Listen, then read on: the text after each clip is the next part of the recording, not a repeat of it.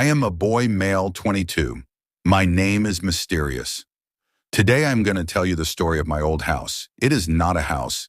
It is more like a haunted palace. We bought that house before 6 years from today. That was a very big house. It is more like a palace. But the odd thing in that place is that we bought that house more cheaper than the market property price of that area. When we move into that house, we are very happy. As I am saying, we live in joint family system. At first, we didn't feel anything weird, but as time goes on, things started to get weird. We started feeling weird thing. An incident starts to happen. I personally am an animals lover. So I asked my father that if we can have some. My father himself is an animals lover. So he agreed to buy me some. So I brought some sheep's goats and some birds. I'm taking care of them. Then a very strange incident happens one morning when I wake up and go to my farm. I saw one of my sheep was bitten very badly on the back. But the place I live and where my farm is located is type of place where there is no predator or anything like that. I was so shocked to see that. How has this even happened? Then after some time, I just forget about that incident. But after some time, things started to get worse. My goats started to get sick very badly. I was too worried about them. Then one morning when I visit my farm, I found one of my goat dead. And it was in such a condition that I can't explain to you guys. If you are liking this story, please show some support by liking my video and subscribing to my channel. Talking about my goat, it was died, like someone has killed it very brutally. I still remember that scene, and even thinking about it gives me goosebumps, and I started to get very ill. My family is very worried about me, but as I am an animal lover, I used to buy more and more animals. Then my older brother got married after that. Merged things started to get very weird. As I told you before, we live in a joint family. So my brother room is on second floor. They are living a very happy life. And as a add-on to family, my sister-in-law is a very kind-hearted and nice woman. She is always very supportive. But then things started to get worse. Then ever my brother is a businessman. He has to travel a lot.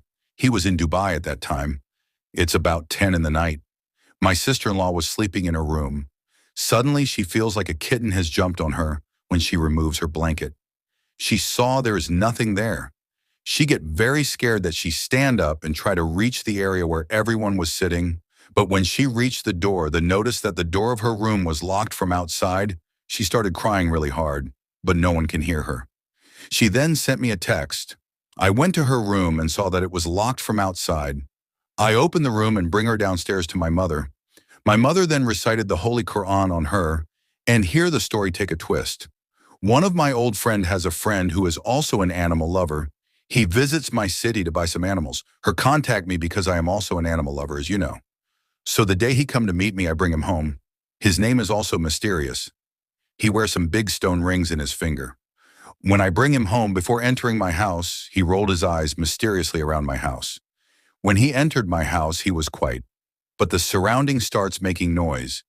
He told me that he has some powers that is in form of other creatures, like jinns and other things transferred to him through his forefathers.